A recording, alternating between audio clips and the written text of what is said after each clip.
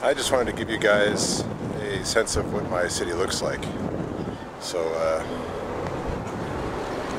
what do you think? That's an area called Granville Island, which used to be industrial, and now it's a marketplace.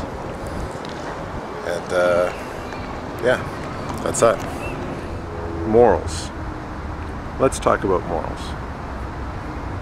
Do we have an inherent sense of morals, or do we have to go somewhere like the Bible to get them? Christians will say that the Bible and God is the source of all morals.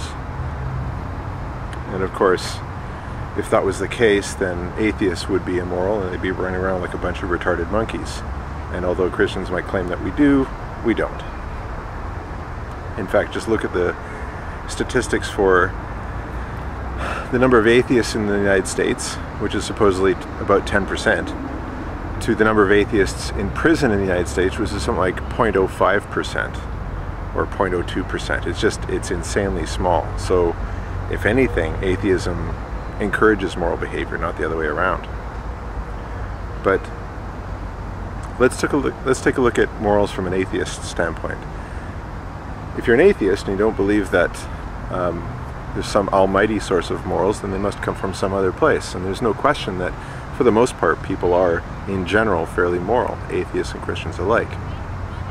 And I would argue that morals come from both your parents, how your parents raise you, and from the society and the groups that you're in.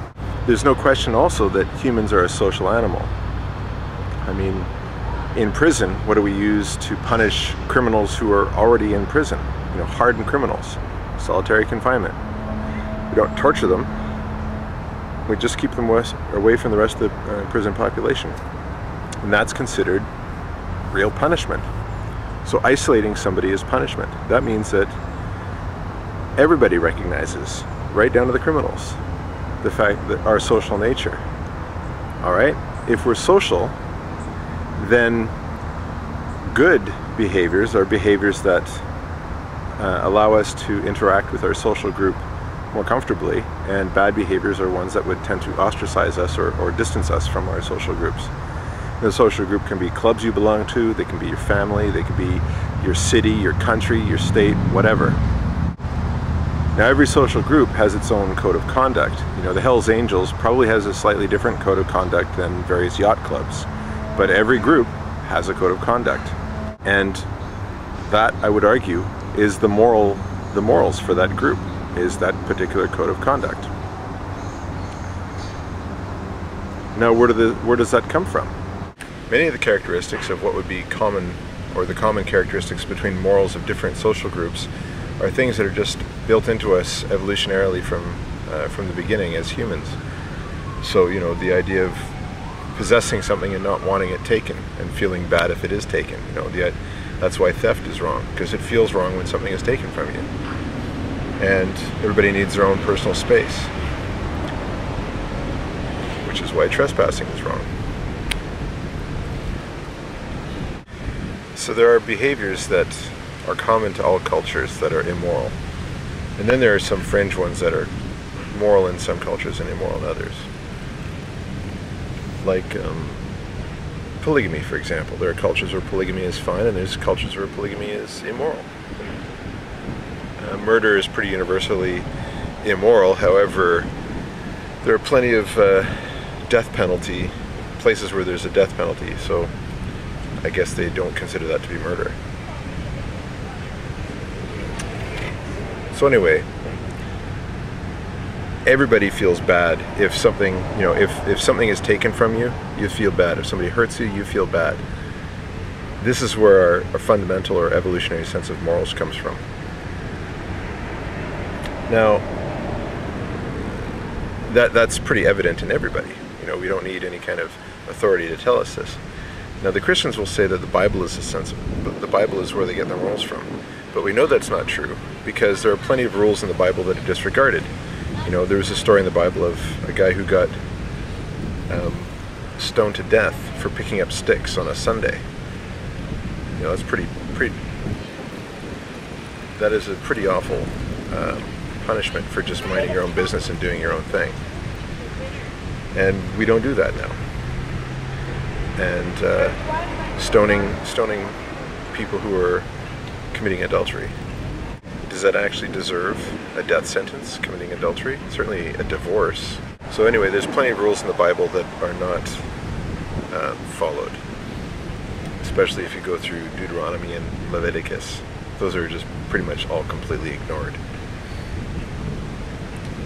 And the other interesting thing about the Bible, which I don't think Christians really think about, is that according to the Bible, we've had a moral compass, independent of God's explicit rules, since day one. And that was from the original sin. What was original sin? Eating from the tree of the knowledge of good and evil. The knowledge of good and evil is your inherent moral sense. It's your moral compass. So basically, Adam and Eve, the first humans in the Bible, had a moral compass, which means since the beginning they're supposed to have known what's right and what's wrong. We don't need God's laws. We don't need God to tell us what's right and what's wrong. And in fact, God has a much lower sense of morals than we do. If you leave it up to people themselves, they'll follow a much more strict moral code than is given in the Bible.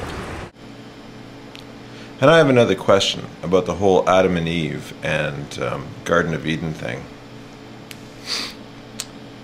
Was it wrong for Adam and Eve to be naked in the Garden of Eden? Because before they ate of the tree of the knowledge of good and evil, they were naked and they were not ashamed. And then after they ate of the tree, they were ashamed, implying that what they were doing was wrong. So that implied that being naked is wrong. So first question is, what's so immoral about just being naked? I mean, you have to be naked to make love to your wife or husband and be fruitful and multiply anyway, so it can't be that bad. But if they were naked and they were created that way and God created them that way, then it couldn't be wrong. So then what exactly was this moral sense that they were getting that made them feel embarrassed about being naked? I don't get that. You know, so I'm kind of rambling. Let's go back again. Was it wrong for them to be naked in the Garden of Eden? Yes or no? And if so, why?